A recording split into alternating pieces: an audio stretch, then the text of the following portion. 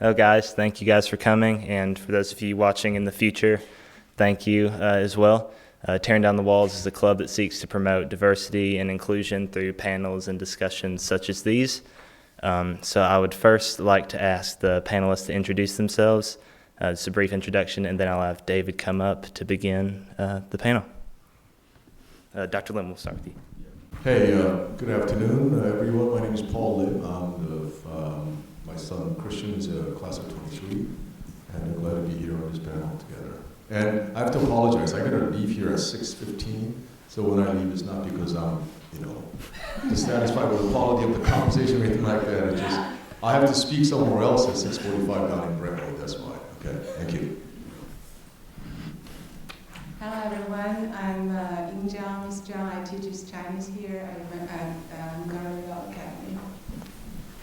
Yeah. Good evening, my name is Caroline Scholler. I'm originally from South Africa. I work here at MBA.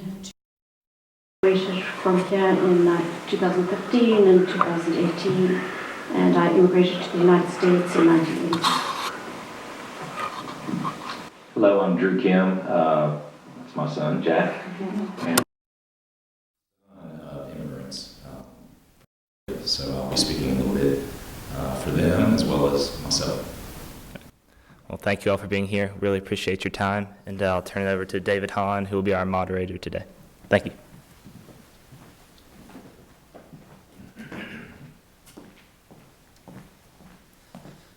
All right. Good evening, and so we'll jump right into the first question, and we'll start on the far left with Dr. Lim here. And the question is, what were some of the underlying reasons of why you came to America? Why did you choose America? And did you think that the goals that you had for America came to fruition, and why or why not? Yeah, thank you, David. That's a great question. I don't know if it's from you or from somebody else, but it's a great starting question about my life journey. So I came here when I was a June, finishing 9th grade in South Korea. So I was 15 years old. My family came here primarily because my father had been a political prisoner in South Korea, so I didn't see my dad from age 9 until 12. And upon his release, the Korean government basically said, if you stay here, we're going to make sure that your life is absolutely miserable. So we basically left. My aunt had lived in Philadelphia at the time, so we moved to Philadelphia. What was I? So the reason of our moving is very clearly we couldn't really stay there. And so it was such an inhospitable place, at least for my family. I don't think that's the case. And I think whenever we talk about these issues of identity and diversity, I want to underline the fact that it is experience that is authentic to me. I don't want to universalize it. So, because I'm sure others from Korea left for a lot better reasons than what we did. So America fulfilling the goals that we wanted to see come to fruition. Yes, I would say so. I mean, I guess we're just looking for more opportunities for my sister and my brother and me. So I'm a middle child of 3 children, and I guess my parents really, my wife and I talk about this a lot. I think as I look back on my life journey, especially in high school, my parents did not really put a lot of pressure on us. They really, they were too busy working in a small laundromat and then dry cleaners. They didn't really know the American system. They were hoping that good things will happen, and they trusted us with the ability to get on with life, and they were very supportive. But I think, as may have been true for a lot of the immigrant communities that I was familiar with, they didn't really know what to expect. They just believed that this would be a good place for more opportunities for them, and I think in many ways, my siblings got to kind of, I guess they wanted to be in business, my brother, and medicine, my sister, and they're doing that. I am doing something completely different from my parents' expectations. I don't know what they were expecting, but being a divinity school professor at Vanderbilt is not what they had expected. But I would say that America affords a lot of great opportunities as well as some kind of challenges, obviously. And so I would say that in some ways it'll be yes and no. I guess, as a 15-year-old boy, what I was excited about was going to Disneyland. So when we came to America, the first week, we spent 8 or 9 days in Southern California. And I thought that's the best thing there was. And then 10 days later, we moved to Philadelphia. It was like cold. But I do think that life has been really interesting, ups and downs, and it's been a great journey. I think, we are thinking a lot as a global community about each country and kind of increasing sense of nationalisms. And so I do think that it's important for us to think, especially at a community of MBA, to think about what it means to think about America as a nation of immigrants. I think that's a very, very good way to start our re-examination of our national identities. Ms. Strong? I actually moved to the United States pretty late in my life. So I'm first generation immigrant. I moved to the United States. I would say the underlying reason is the pursuit of learning or pursuit of education. I was a language learner. I was English language learner in China. I finished my undergraduate and graduate school in China. I was learning American literature. That was my major. So I wanted to come over here to learn the language, to learn the literature where it was spoken, that was like I wrote. So I came here and started to attend Vanderbilt for my graduate program. So I'm the first generation. As you said, the system is very different. I'm still learning. I still so many things I don't know, so many things I don't understand how to navigate. And you can see I'm still a language learner. I'm still learning my language every day. Because as a first generation immigrant, the language barrier is always going to be there. I'm not afraid to practice, I'm not afraid to make mistakes. I'm still just going to learn through this process. And by now, I graduated from Vanderbilt and started to work at MBA. I'm a language teacher now. I feel my goal is really fulfilled. All right. Thank you, Ms. Strong. Ms. Scholler? Thank you, David. I grew up in apartheid South Africa, and as a young child, being a child of immigrants myself, my parents immigrated after World War II to South Africa from the Netherlands. The system was so abhorrent to me and to my family that I realized without any real change at the time, which was in the early 80s, that I too would want to take the step to immigrate. I'd always loved America because it was a country of immigrants. It was a country my dad loved and was thinking he would move to eventually. So I always looked at wanting to come to America, didn't want to go to one of the Commonwealth countries, which is where many South Africans did immigrate to when they could no longer live in apartheid South Africa. So I applied to go to graduate school here and arrived sight unseen to a university that accepted me with 2 suitcases, and you'll be glad to know 1 tennis racket and 1 field hockey stick. And I haven't looked back. I'm very grateful to this country, and not just for my nationality, but the opportunities it's given to my children, especially 2 sons. To us, the key to much in life, as Mr. Lim said, is education. And I think that's something why I love working at MBA as a guide in the field that I was educated in by America, which is in counselling, is that really the 2 things, growing up in a country like South Africa, seeing the rest of Africa, the way regimes change there, there are really only 2 things you can ever take with you, and that's your education and your relationships.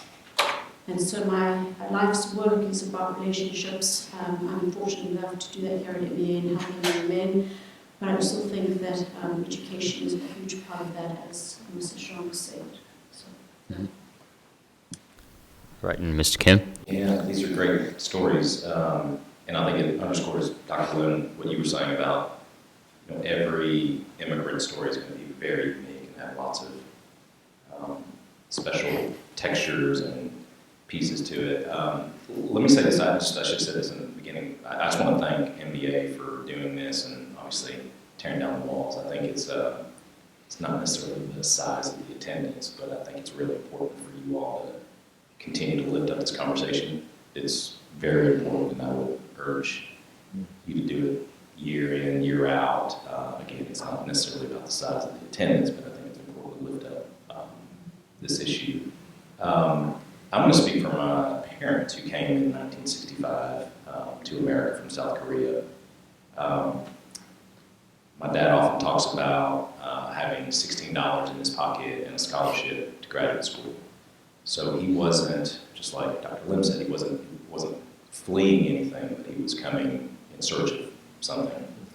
I think he would say it's the greatest country on earth, and sometimes that takes the shape of chest thumping, flag waving, and there's maybe time and place for that. But I think, if you can find immigrants and recent immigrants, and you ask them the question, I think they'll tell you a very special story of why they think America is the greatest country on earth. It's probably for a very different reason. I think it's important to, again, shine a light on and lift up these stories. It's very important to do. So, All right. Thank you all for your answers and all your stories. So our next question would be whether you or your parents, so like when you guys came to America, did you guys feel like you had to sort of change yourself in a way? Because I know we have many different cultures here. We have Dr. Wim and Mr. Kim here from South Korea, Ms. Scholler from South Africa, and Ms. Zhang from China. And these cultures are a bit different from American culture. So did you guys feel like you had to change yourself in a way to fit into American culture? And what norms did you find were the hardest and easiest to assimilate yourself into in American culture? And we'll start on the far left again for this. This feels like one of the theme questions for my son's English class. That was great. So let me just tell you something about my college experience. I went to Yale as an undergraduate, and so first week there, first couple of weeks. So I lived in America 3 years, and I was shocked that I was going to go to this school. Totally underprepared. I went to a mediocre high school in South Jersey, and it was kind of a really, really beach school, but there I was. And we're sitting around and, talking and whatnot, and a couple of my friends, new friends, were saying, where were you this last summer? And they're talking about the vineyard. They're talking about Martha's Vineyard. And I'm sitting there thinking, like, who was Martha? What vineyard? Right? And I mean, it's just, I had no idea, right? And they're kind of talking about the stuff again, and I just had to really ask at the end of the conversation to a friend that I felt kind of like comfortable enough to ask these kind of, questions that you just weren't, kind of privy to knowing. And so I said, dude, like, what? Who was Martha, man? He said, what do you mean? He goes, Martha's Vineyard. Like, who's Martha? Who owns this vineyard? And he looked at me like, dude, you don't know? I said, if I knew, why would I be asking you this question? It's like, oh, it's that, island, and in Massachusetts. And it's like, all right. And then we were then, a lot of us were playing backgammon, and then we were watching this, do you know this Gilligan's Island? Okay, some of you know, many of you know, right? So it's an old TV show, and it's pretty funny, and they were laughing again. Like, the hardest thing to learn about any language is the jokes and humor. And they're all laughing their butts off, and I'm like laughing alone. I have no idea why they're laughing. And so for me, those kind of moments when I was a freshman or sophomore really kind of were, moments where I felt like, okay, this is American culture. But then what I also experienced was there's a certain norm that exists in any society. I think when I went to Yale, it wasn't as diverse.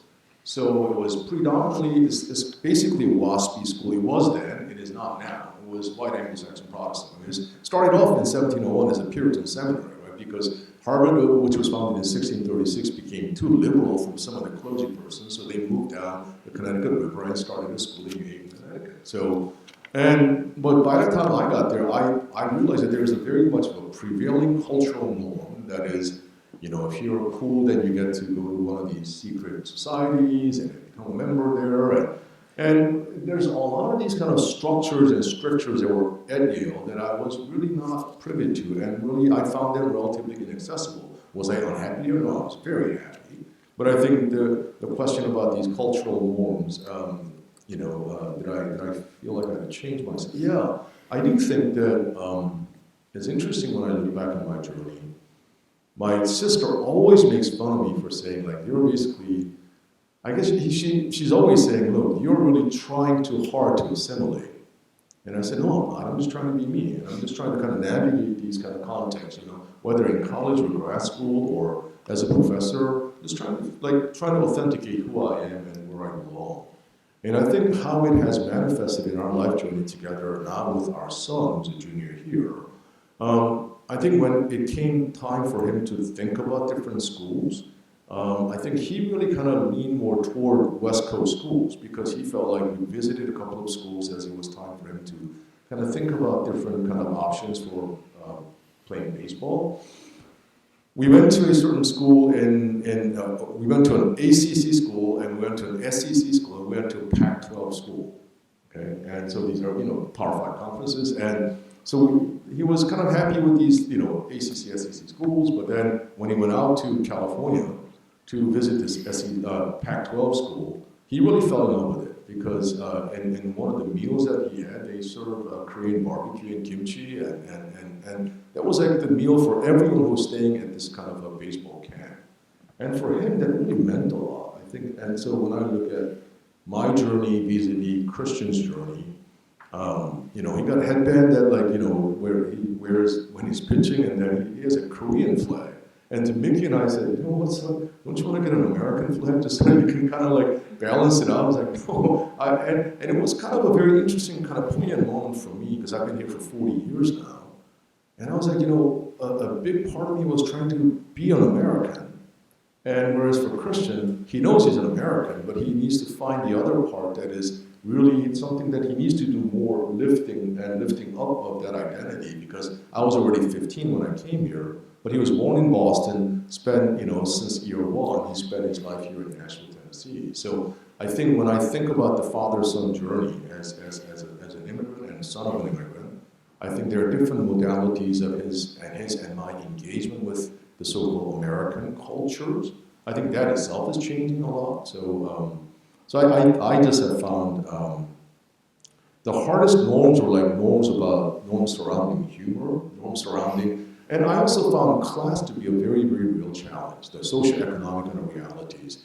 My family was a blue-collar working class, and then and for better and for worse, I'm not that right now. And so I think for a Christian to think about class and socioeconomics as a person of color, I think is different from my own journey.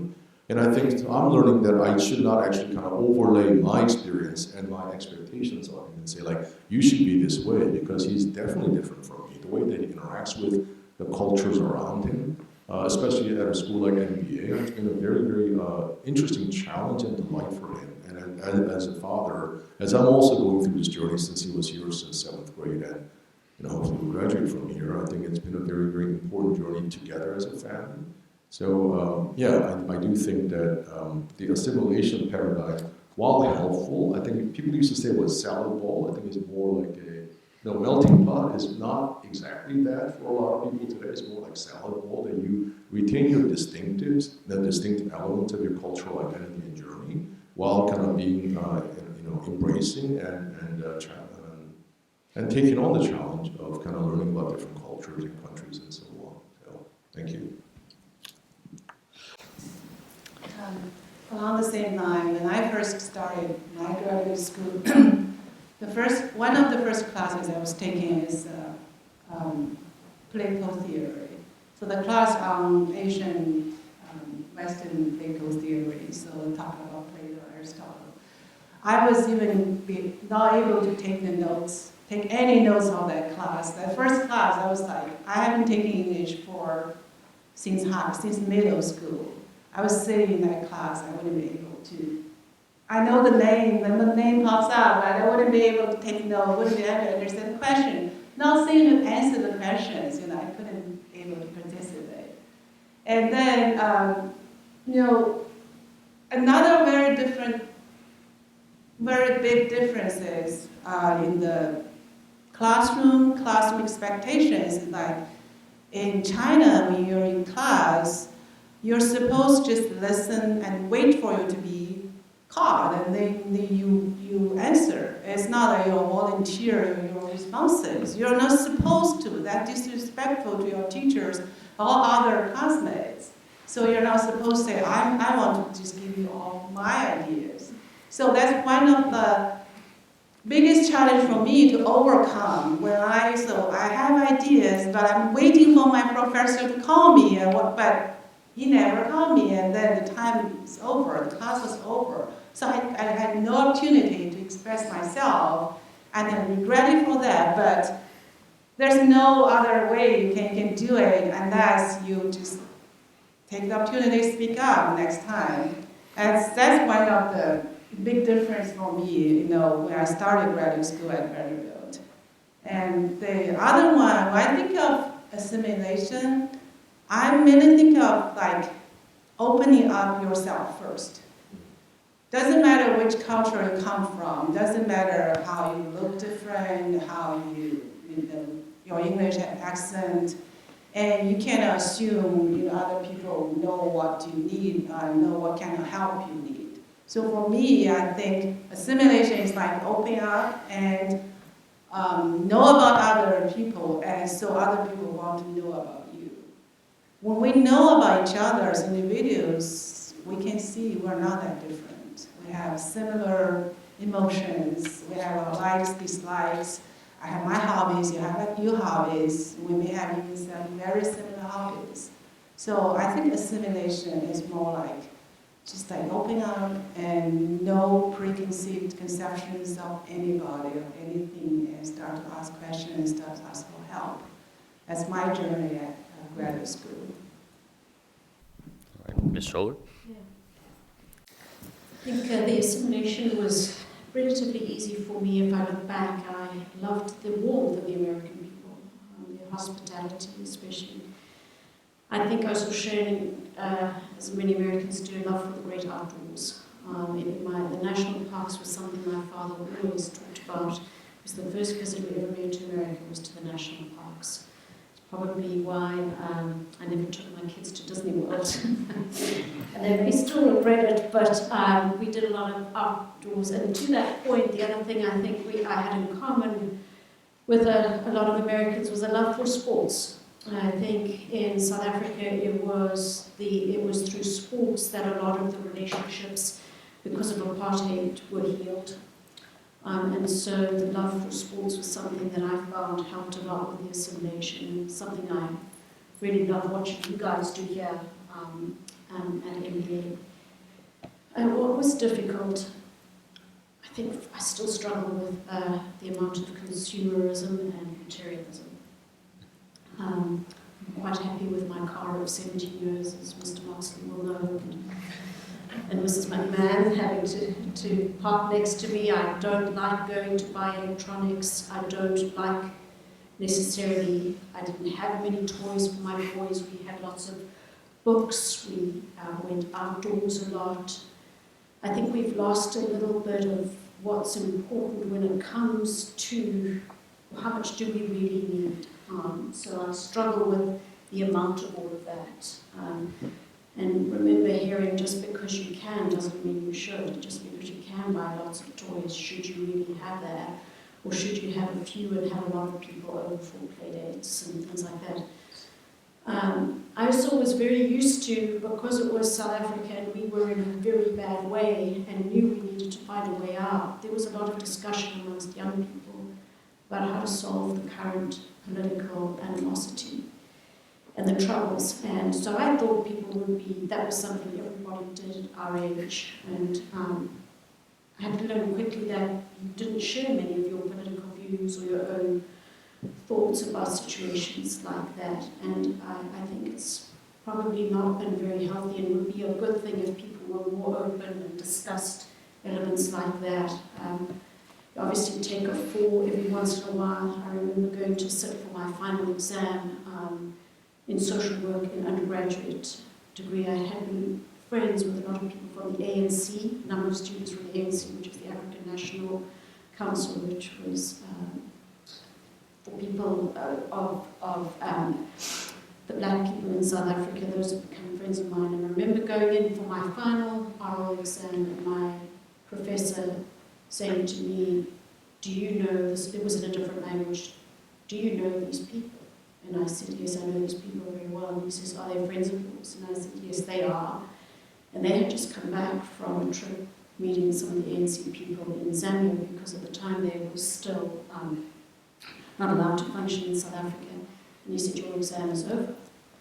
And I said, well, I'm ready to take my final exam, sir. And he said, that was your final exam. And he failed me, which was a huge, going from being proud about grades and my work, but it was not something I would ever have shied away from. It was not something I look back now and I think, yeah, I missed a huge portion of my grade point average. But I so believed in the cause of changing apartheid and not being a part of that was something you commonly did. And so, thank you, Jack, for always opening up these discussions. Guys, there's nothing more important than Chuma. You've had a lot of these discussions as well. It's up to your generation, because ours hasn't quite gotten there yet, as much as some of us try to have those discussions about what you want your country to look like. And so I applaud that, because there are many countries in Africa and around the world where you can't have this kind of discussion or opportunity for assimilation. Thank you. I'll be brief, David. I think the way I would answer your question is, growing up in a home of immigrant parents in rural West Tennessee, I guess I would think about it like, if you're an immigrant, you are assimilating. You are absolutely assimilating. And really the question is, how do you do that in your own unique way? So how much of the home or old country, the customs and the cultures, how much of that do you hold on to? Or is there a hybrid of the old and new? Are you building something new here in America in terms of the culture and customs? Or some families will say, there's a sort of an aggressive way to do that and say, hey, we're not speaking our native tongue at home because we want you to learn the language faster. But those are all choices that families have to make. But I think that's the way I would sort of answer the assimilation question. I think ultimately, too, it goes back to, all of us just want a sense of connection and belonging. And as a family of immigrants, you just have to figure out what that looks like for you, what feels good, and what you want your kids to connect with, and how the past and home culture to be a part of that. All right.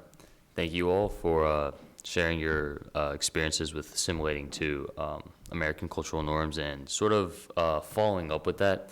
I wanted to ask you whether it be through a cultural sort of group, or even a field hockey team, something like that. How did you guys find a balance between assimilating into American culture and then sort of maybe not preserving, but keeping that sort of, or holding on to the culture that you guys had back home, but instead of fully immersing yourself into I guess American society?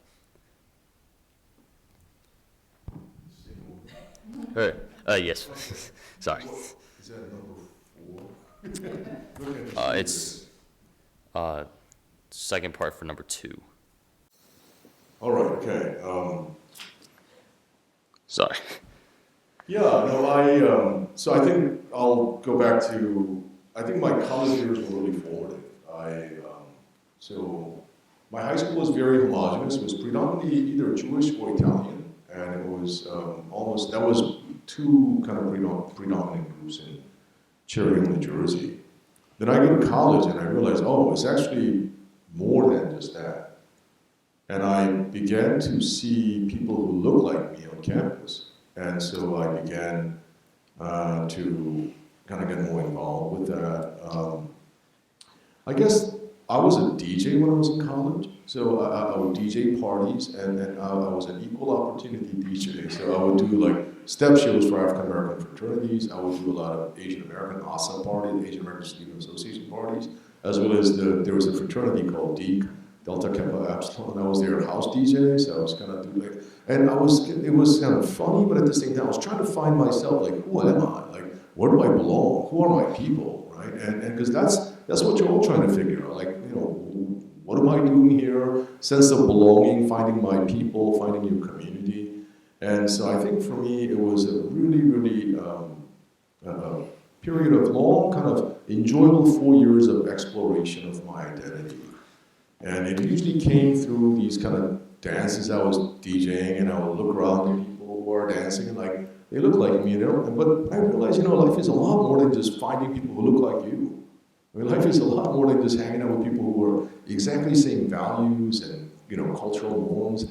One of the most liberating things about being in college at Yale at that time was that it was really, I got to meet all kinds of people that I would never dream of, like, hanging out with and living in the same house with. And for me, that kind of breaking out of my own immediate community, which can seem threatening to parents, you know, but then I found that there's always a push and pull factor in terms of my own identity formation and consolidation. So I don't know if I found balance, David, but I just kind of decided, and I'm, you know, what's that, class of the 90s. It's been 32 years since I graduated. It's a long time ago. So, but, you know, it's been, and what I was doing then and what I'm doing now are not that different. I mean, I'm still looking for, I mean, I feel like I have a very good home base in terms of my identity and my belonging, my community. But at the same time, life is about encounter. Life is about really being open and willing to engage with other people who may not share your, you know, exactly same perspectives. Because guess what? When you go to college, wherever it is, Middlebury, Colgate, or, you know, Ole Miss, or USC, or whatnot, I mean, you're going to encounter a lot of people from different backgrounds and cultures. And I do think that, especially in our globalizing and globalized world, and here in America, I think we need to, and I hope that MBA does that, but I do think that this whole tearing down the wall, just as a prop to what you're doing, I think is really fantastic. I think it's, it really has, you know, at least for me, I don't know if my son participates in it a lot, but like, I think as a parent, knowing that, you know, I remember, what's his name? The guy, Sam Kirkpatrick, when he was one of the, I think, guys who got it going, and when I went to one of those events, and he was always telling me, because he was baseball, like, he's always telling, hey, Mr. Lin, we're doing this, and I was like, whoa, you're doing that? And I didn't really think that would be something that MBA would be doing, but I was like so excited to hear it. Like, yeah, this is exactly the kind of thing that at a relatively traditional day school like MBA to really have as a very important part of the conversation and cultural formation and the holistic kind of, you know, cultural kind of values and norms that become really much more talked about and present and visible on a campus like MBA. Because I think that'll only equip you well when you go beyond from here. I think it'll be, you will find the world to be, in some ways, more diverse, and in some other ways, less diverse. It depends on where you go. But I think these experiences and these conversations, I'm grateful for the leaders here, Chuma and Jack and David and numerous others who are here. I really appreciate the fact that you care about this enough to be here. So yeah, I don't know if I have a balance, but I'm still exploring and enjoying that quest. I feel when I'm a member of the community, like a member of MBA, I'm assimilated into the society. I'm a member, I'm belonging to some place, and I'm contributing to society. That's how I feel I am part of this society and part of this institution and part of the community. And to maintaining the unique culture identity of the community as like you introduce your culture, introduce your holidays, introduce your food, and you celebrate with more and more people. And so we got to know each other more, and we got to know each other's cultures more. So that's, I think we have done a lot of this culture celebration at MBA. So MBA has more diverse culture and diverse student bodies. So So that's how I feel this is the balance between assimilating and celebrating your own country. All right, Mr. Over. I think Mr. Shane and I are in the same field. I think food is a wonderful way to share different cultures, assimilation. One of the favourite things I do with advisory is something I made when we had an Australian exchange student has now become a favourite for their birthdays. So I think through food you carry on with your own traditions or cultures, if you will. Remember the country you came from, what you can contribute. I think some of my favourite conversations with your son, Mr. Moxley, were when you came back from exchange. The last 2 years our exchange program's been on hold, but I think that's an incredible way that you can learn about other cultures. If you look at the 2 boys who are here from Spain right now, I mean, they don't want to go home. I think that is the way I continually remember how to assimilate. I continually am grateful for all the opportunities here. Then I think another wonderful way, guys, for assimilation is music. When you look at all the differences in the different cultures, when you look at the music that most teenagers enjoy, most people my age, there's so much more we have in common than we don't. And I think that that's a huge part of the assimilation piece as well. Yeah, I think, again, I think about sort of my home life, and, in rural West Tennessee, we were the only Korean family for quite some time until another Korean family that had something to do with the university moved in. And I think the question about how do you try to strike that balance, how do you preserve those things, I think food, language. So oftentimes my parents would ask us a question or start a conversation in Korean. Our answer would be in English, and we would just have this conversation in Korean, English, Korean, English. But the whole idea was that that's how you're holding on to something, and obviously for them it was more comfortable. So food, language, holidays, and special events. Again, I think those are the ways that you can anchor your roots, still have your roots, and still be assimilating and growing into another culture. I think one thing that my dad, he's a professor, and he's actually written about this a lot, but, I think Paul, we talk about this often, about having similar feelings and worldviews about this, but I think, especially if you're a recent immigrant, you can connect, you can have your community, you can do all those things, but I think there's a consistent, constant feeling of being an outsider every now and then. Now that can sound sad and depressing if you let it, but I think the way I think about it, and the way I think about or have conversations with my dad, I think it's actually, it's a special, unique perspective, and it's a special, unique perspective that you can bring and share in a very positive way. All right. Thank you all for sharing how you guys stay in touch with your culture. So this next question's a bit more different from the other two, and it's we'll start on the far right with Mr. Kim this time.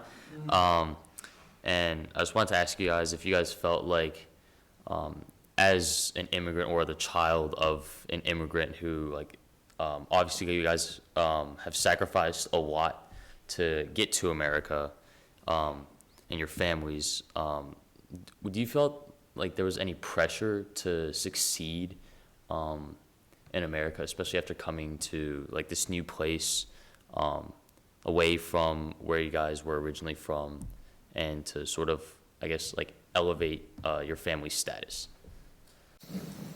It's a great question, David. Again, sort of channeling my parents. I think if there was any pressure, it was less pressure, but I do think as the son of immigrants, I think children of immigrants, and you probably see this out in the real world, you step out and see this, I think there is a burden oftentimes, whether it's a language issue, culture issue, the children oftentimes take the role of translator, caretaker. It may not always be explicit, but I think they actually carry that responsibility. So there's a little bit of a burden, I think, when you think about kids of immigrants, especially when there's a language barrier, but even if there's not a language barrier, I think that's part of it. I think to your specific question about any kind of what's the stress or pressure, I didn't personally feel that, but I do, some of the stereotypes of immigrant parents wanting their kids to be a doctor or a lawyer. I laugh about that stereotype, but I do think when you think about it, part of that is also that is the fastest track in terms of wealth. It's the fastest track in terms of status in the community. And my parents talked a lot about being a lawyer or a doctor. I did not become either one. But I do think there's a little bit of that in the community when you think about, from a parent perspective, how do I ensure that my kids are going to do better? And back to that assimilation piece, how do I make sure that they are embedded in this country, in the community? And sometimes that is a bit of a pressure to ensure that they get on a professional right track. All right, thank you. I think, David, to be honest with you, to answer that question very genuinely, I felt more the pressure from within, never from my parents. I felt like it was such an opportunity to get an education here, and so I wanted to always utilize it for the better of the community. I've never passed on, or I hope I've never passed on that pressure to my children. I've always told them what an incredible opportunity they've had to have education and live in a country where they can express their own sentiment, their own feelings about what's going on. A lot of countries, where it's censored, you see that. I didn't have access to TV till I was 17 years old because that's how the government managed to keep a lid on apartheid. So we never had television. I don't look back on it and think, I never had television. That was just life. And the way they kept control of a society that was that dysfunctional. So I feel like it's more how do you honor the opportunities given to you here in America? Mm. So that is probably the only pressure I feel, and probably one that I always share with you guys when I interact with all of you. So yeah. All right. Ms. Chow? So when you talk about success, you think about first generation immigrant and the children of immigrant. There's a huge difference. First generation immigrant, you have to redefine what is success. What success is for you. So when you moved to another new country, whatever you already have in your home country, your education, your connection, your network, your capability, basically, they are not relevant anymore. You have to really establish everything, make people believe you are valuable, you are capable. And the first thing is your language. You're standing there, your language is not as fluent as others, they will think you may not be as capable as others. So to define success for the first generation or new immigrant in the country is like how they can become relevant to the society again. That will be a huge success already.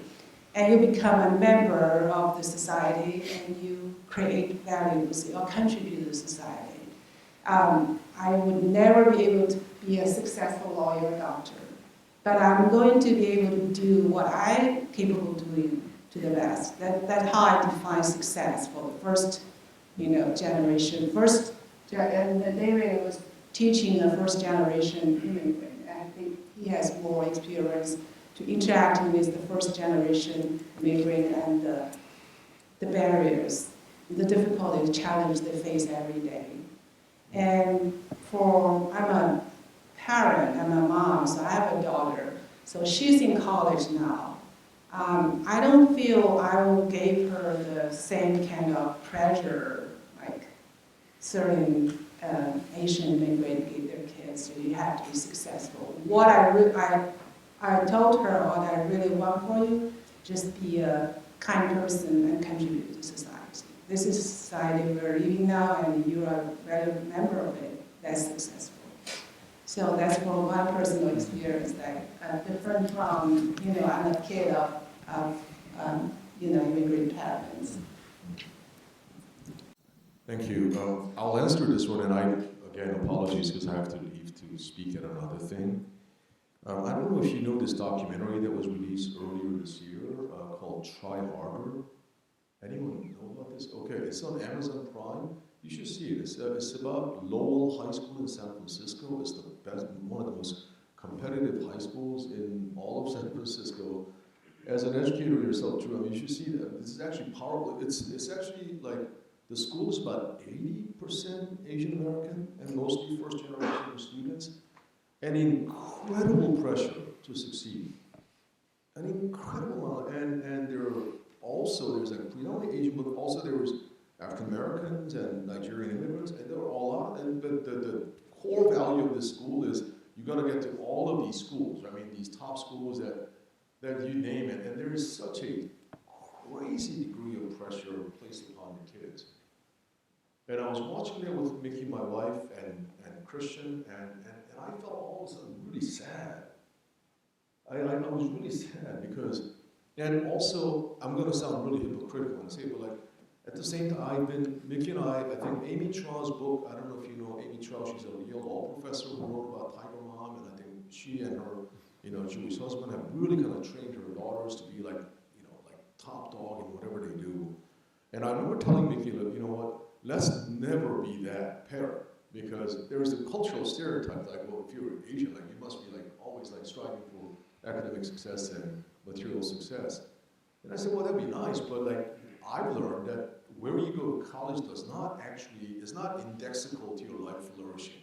People think it is, and maybe there is some correlation, maybe, but I found plenty of people who did not go to these schools that, here I'm there, like, you gotta go to these schools, and that's great. But I think as I look back, as a 50-year-old man now, I don't think where you go to college is actually gonna be determinative of your happiness and your flourishing. Then you gotta find the lane where you're gonna be really happy and flourishing. And I think that's when I saw the documentary, I was thinking back about my own kind of parents. I mean, my parents are by no means perfect, but I don't really remember them saying, like, you gotta elevate our family status. Maybe that was implicit, but it was never really an explicit thing. Even when I decided to go into theology, my parents were disappointed a little bit, but they were like, yeah, okay. I think, why were they disappointed? They were disappointed because I think definitely because of the income earning potential. They're like, well, because they would say, like, what are you going to do with that? I say, well, I think this is what I really am passionate about. And they're like, okay. And because I think they also learned that, life isn't only about, your net worth or network of friends, and because we think that's all there is, and there's a lot to that. I'm not naive to know that, like, it doesn't matter at all. But I do also think that the stress was, I think, a lot of times self-imposed. I felt like, so just being kind of transparent here, because my sister is a doctor, because my brother is a consultant, and I felt like it never came from them either. They never said, like, you're a loser because you're not, like, no, but I just felt like, okay, I got maybe, but again, I think for me in my life journey, I just realized, I'm different from other people. I don't answer to them. I gotta be me. And I think I was encouraging Christian to think this, was like, look, man, like, your life is gonna be different from mom and dad's. And we want you to be happy, we want you to be kind, we want you to be humble and joyful, and also find success in what you do. But success isn't defined by your net worth. And I say, friendship matters a lot.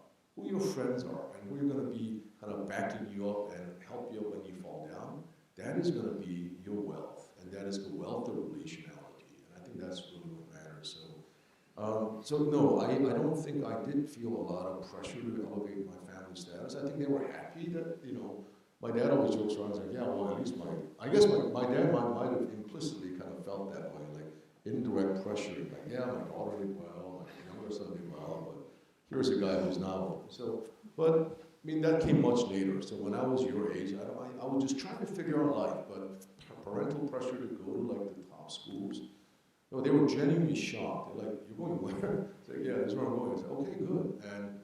And I think they dropped me off when I went to college in fall of 1986. And guess how many times they came to visit me when I was in college?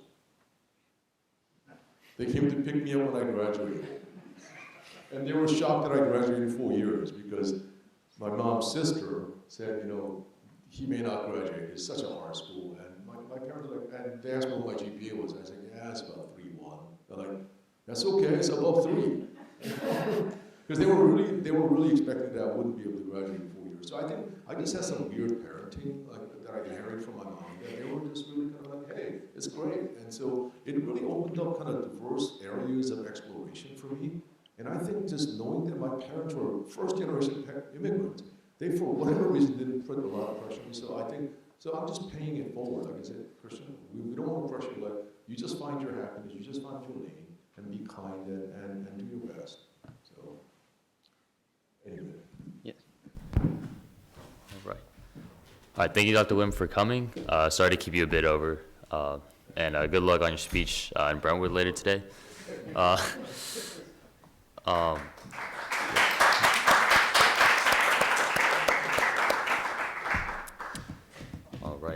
right, so we'll start off on our right again for the next question. And I just want to ask if you guys felt that either as a son of an immigrant or as immigrants yourselves, do you feel like there were some like preconceived ideas about your culture, or were you ever stereotyped, and how did you deal with those like stereotypes? Yeah, thanks, David. Again, my parents came in 1965. And so part of the journey was going back to the story of $16 in his pocket and a scholarship to Emory University in Atlanta. They never had, the vision was not to come to America, stay in America, build a family, do all those things. It was go get a graduate degree, let's figure it out. More than likely, you'll be coming back to Korea was the plan. So, the context is important because back in 1965, you young people will not really understand this, but there was no internet and no phone that you could look at to say, hey, Wikipedia this and that. So really, my dad talks about how he made one stop in San Francisco from Seoul, and he stayed there a couple of days, and he did have a couple of friends in California, and he met up with them, and they basically were like, you're going where? Like, you're going to the South? You think about 1965. Why would you do that? Why don't you actually just stay here and go to school here in California? So there was a preconceived notion of the South at that time, and my dad talks about it pretty extensively. He ended up following through and going to Atlanta, and it was a great experience. And but from that perspective, I think there were some preconceived notions. Ultimately, though, I think his positive experience is just a stacking of individual experiences where kindness and humanity showed up more than racism or issues of a stranger in a strange land. So I think he tells the story of when he got to the Atlanta airport and he needed a ride to Emory University. Literally didn't know hardly any English, and he's there in baggage claim, and there was an Army gentleman, young gentleman at the time, and his parents came to pick him up at the airport.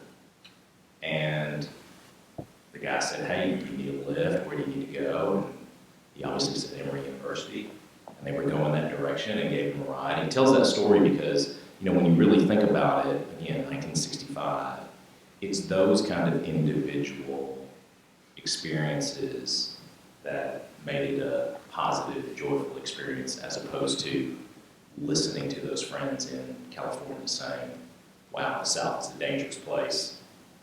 You better think twice about going. Well, he went and had a lot more of those kind of experiences with people who showed kindness and humanity. So, that answer. Just to tag on to that, Mr. Kim, there's definitely so many more positives than negatives. I had kind of only negatives I can think of, very few, is that people thought because of my Caucasian background that I would be pro-apartheid. And so you start speaking and they would automatically think that you, as a white South African, supported apartheid. And there were plenty of us that did not. In fact, when I was working at Duke University, I'd been there for about 6 months, and we were sitting in our group meeting, and all the councillors, we would meet every week. And somebody I'd befriended and was a good colleague with, she asked our boss, when's that social worker from South Africa showing up? And she said, well, she's here. It's Caroline. And she never spoke to me again. She was so angry that I was Caucasian and not African. And so it's so much more, I mean, talk about being able to understand colour of skin and misperception that way, that for me was really, has been the only negative really in that regard. Mm. Yeah, and other than, maybe not understanding a few norms and things like that, maybe not passing on Santa Claus to my sons, not figuring out, but poor guys, they're fine. Just small little cultural hiccups that I've learned along the way, but I've managed to incorporate things that I enjoy from my culture with the American culture, and that's been relatively easy. All right. Ms. John? So I think most of us, a lot of us, have some preconceived ideas of others before we really got to know each other, before we really want to ask questions about other people. So, but my experience, I wouldn't let kind of preconceived ideas or conception of me preventing me to want to reach out to others and ask others so they want to know something about me. If you have others already have a preconceived conception of you, and then you're not opening up to try to learn about others, that won't work. You have to open up first. You have to change. You have to, step out of your comfort zone. So for me, my comfort zone is just be quiet.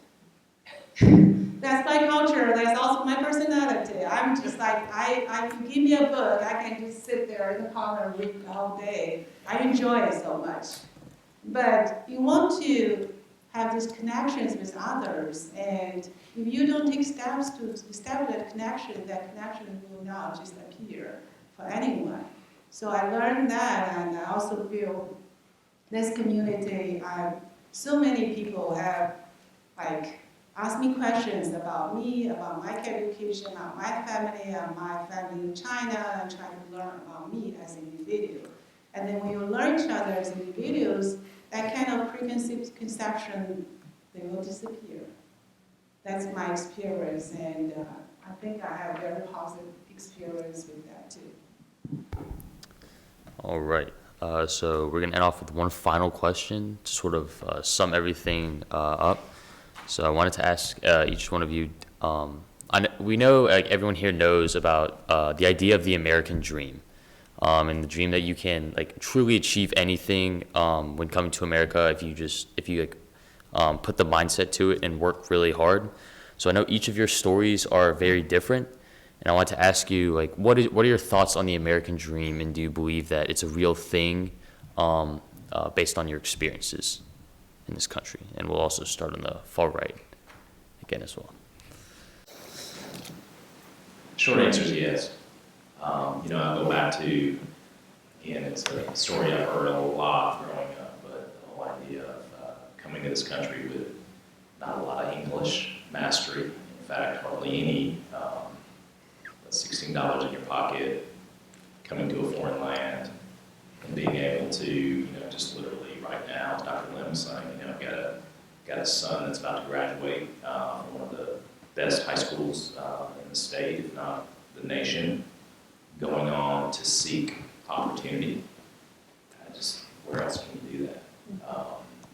Where else can you do that? So I feel like, again, every immigrant story is unique and different, but it's cliche, but this is a land of opportunity for sure. And if you take advantage of those opportunities, it is amazing what you can find.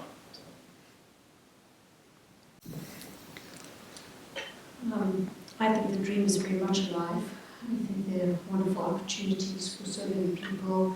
Is it hard work? Yes. I've never thought that shying away from hard work was ever going to be a bad thing. I think it's a good thing. I think it's what built America. I think it's what's going to keep it going. I have an incredible sense of patriotism. I don't know who sings loudly, even though very badly, the national anthem.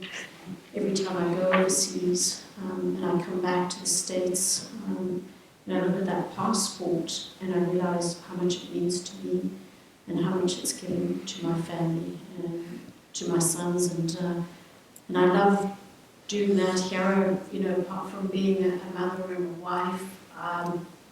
That's the kind of work I love doing with you guys, whether it's in advisory, counseling, exchange, any of those aspects, even debating tennis stars. I think it's the relationships, the opportunity to have that open discussion with each other that we can do in America, that makes it a much better place and where the dreams can come true. Yes, I think the American dream is true for me, for my personal experience. This is my 11th year at MBA. I feel I not only become a member of a community, this community is family to me. So I don't have friends like you grew up with in this country. I don't have friends you play soccer or play tennis together when you were like kids. I don't have teachers who know me since I was 8th grader. So these people, my faculties, my friends, my students, you're the people who know me. You know of me, you care about me, and you ask about me. So for some other people, this is like a family. For me, this is a family. So I do feel very excited and very honored and very lucky and fortunate to be here. This is the place, this is the dream. All right.